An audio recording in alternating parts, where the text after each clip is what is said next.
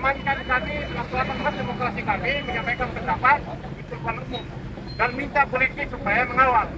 Sekarang polisi sedang mereka mengamankan di sana. Kami tidak mau hari ini gagal hanya karena ada kontroversi. Tidak ada itu, ya kan? Kami melaksanakan aspirasi dan itu sudah lama. Kami tidak tahu siapa mereka kan, gitu, ya kan? Jadi sekali lagi kita bisa betul sampai kemudian ada dari pihak kepolisian. Oke, terima kasih.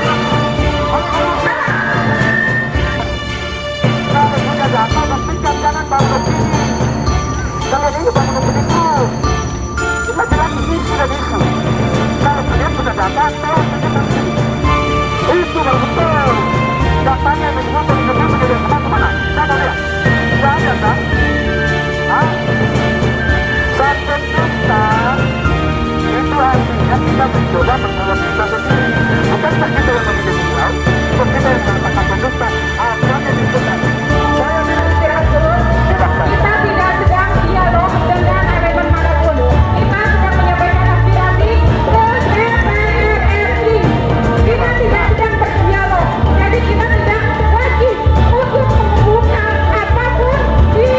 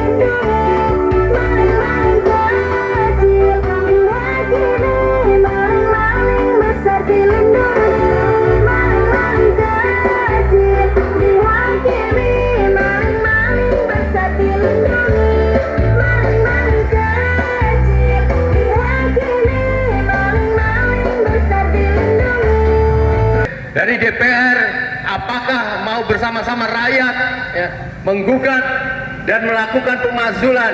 Ya, hampir seluruhnya sudah akan siap-siap melakukan pemakzulan melalui proses DPR, dan saya kira Pak Marwan perlu menjelaskan mengapa terjadi harus pemakzulan walaupun tadi sudah dibacakan apa Oke, 3 menit saya sampaikan ya kenapa.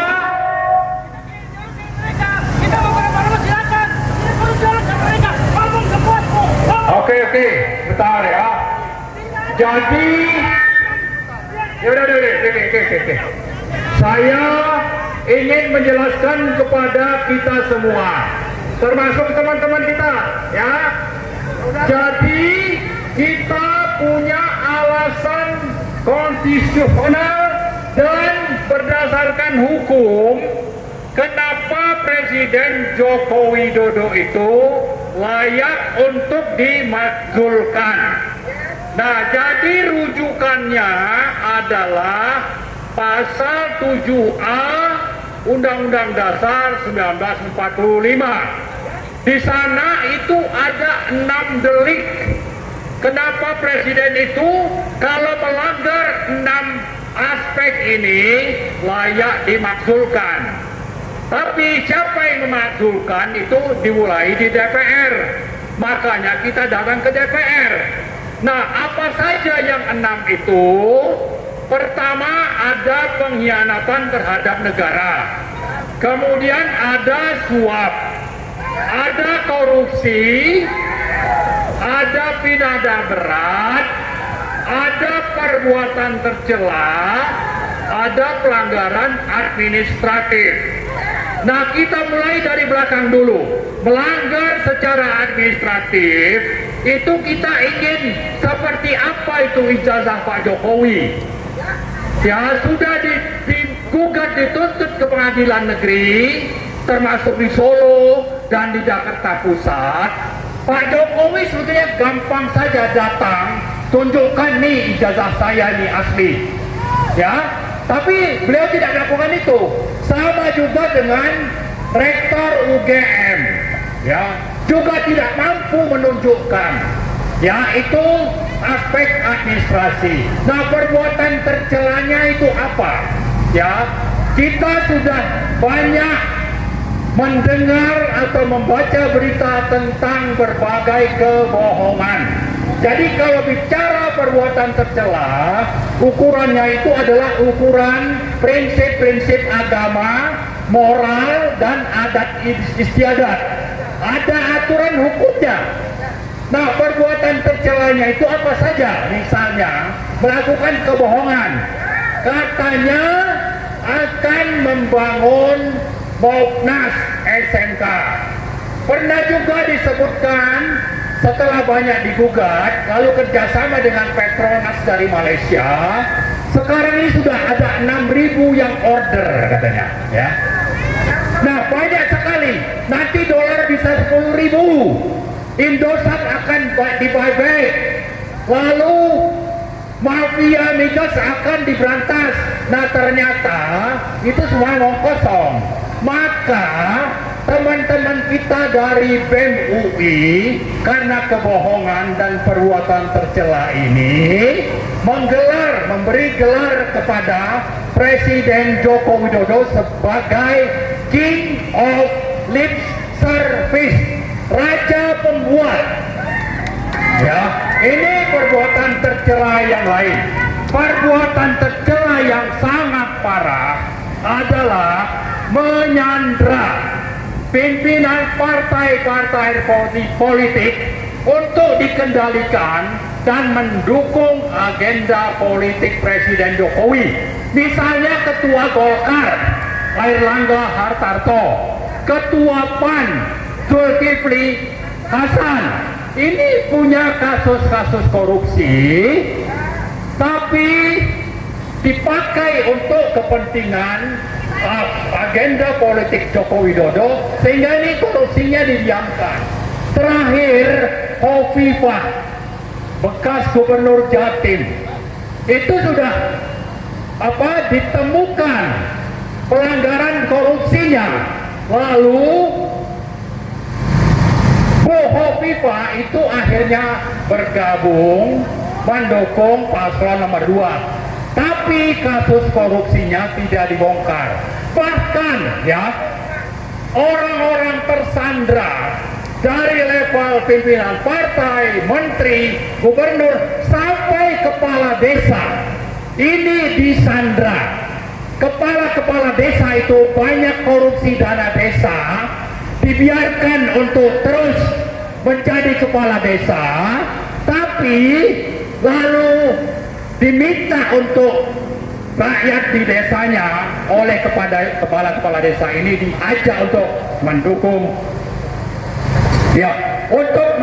paslon nomor 2. Nah, sebetulnya yang paling fatal adalah pelanggaran atau pengkhianatan terhadap konstitusi dalam Undang-Undang Pemilu nomor 7 2017 dirumuskan tentang siapa itu pengkhianat negara. Antara lain adalah pejabat yang melanggar amanat konstitusi, pasal-pasal di dalam konstitusi dan juga undang-undang. Nah, kita punya lebih dari 10 pelanggaran yang disebut sebagai pengkhianatan konstitusi ini.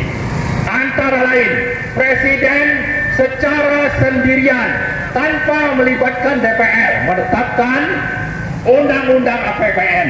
Ini melanggar pasal 23. Presiden menerbitkan Perpres nomor 54 tahun 2020. Presiden melanggar putusan MK tentang Undang-Undang Cipta Kerja dengan menerbitkan Perpu.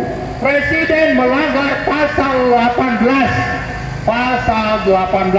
tentang pembagian kekuasaan pusat dan daerah dalam penetapan IKN sebagai daerah otorita.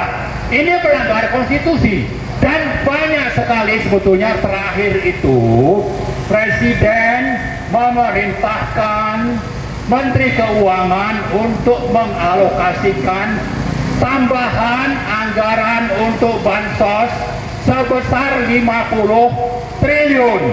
Dalam rangka apa? Dalam rangka menggalang suara rakyat. Tapi perintah ini tidak dilakukan dengan melakukan pembahasan dan penetapan oleh DPR. Jadi karena itu sudah sifatnya terpihak, sepihak, melanggar pasal 23 Undang-Undang Dasar 1945. Nah, karena itu kita datang ke sini bukan sekedar omong kosong.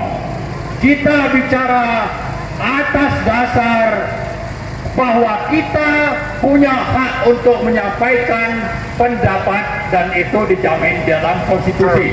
Hak berkumpul dan menyatakan pendapat itu diatur dalam pasal 28 Undang-Undang Dasar 1945. Tapi yang lebih penting adalah kalau ada pejabat negara yang sudah mengkhianati konstitusi, maka seharusnya DPR itu melakukan proses pemakzulan, dan itulah yang tidak terjadi sampai saat ini. Dan karena itulah kami datang. Dan salah satu sebab mereka tidak melakukan itu karena mereka sudah berkonflik dengan rezim ini, rezim yang kita sebut sebagai dinasti politik Joko Widodo, tapi juga karena banyak pimpinan partai yang tersandra kasus korupsi sehingga tidak berani untuk berbeda sikap, meskipun saya katakan, saya ulang lagi, delik untuk pemakzulan itu sudah lebih dari cukup sesuai dengan persyaratan yang tercantum dalam pasal 7A Undang-Undang Dasar 1945. Nah, mudah-mudahan sahabat-sahabat kita dari timur yang bisa memahami. Kalau ingin lebih lanjut, kami siap untuk menjelaskan kepada Anda. Tapi untuk saat ini saya kira saya cukupkan begitu dulu.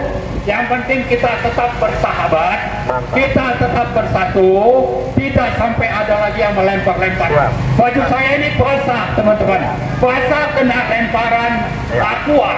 Nah, saya kira itu bukan perbuatan yang terpuji, bukan perbuatan orang yang terdidik. Ya, jadi saya kira itu saja. Terima kasih. Assalamualaikum warahmatullahi wabarakatuh. Kita tidak sedang area untuk bertanya jawab dan tidak sedang dalam area berdebat, oke? Sepakat ya? Jadi Anda boleh menyampaikan aspirasi ke sana, tidak menghadap ke sini, tapi ke sana. Dan kami pun akan menyampaikan aspirasi menghadapnya ke sana. Oke, sepakat bro? Anda silakan ada bicara, tapi tidak ke sini, tapi ke sana. Yang penting bicara. Kita ini bukan provokator seperti Jokowi. Jokowi itu provokator. Ya, kita bukan provokator. Yang provokator itu Jokowi. Jokowi selalu robek-robek bendera merah putih. Saya lempar ini. Kita harus mengingatkan Jokowi. Jokowi provokator. Jokowi provokator. Oke, silakan ada bicara. Saya butuh kata-kata. Saya butuh kata-kata. Anda bicara ke sana. Anda bicara ke sana. Kami sekarang memberikan waktu kepada Anda untuk bicara ke sana. Oke? Kami bicara aja bicara ke sana. Baik, Bapak Asep Sarifudin dari Bandung. Silakan untuk menyampaikan pandangan presiden tanggal 4 Ibu.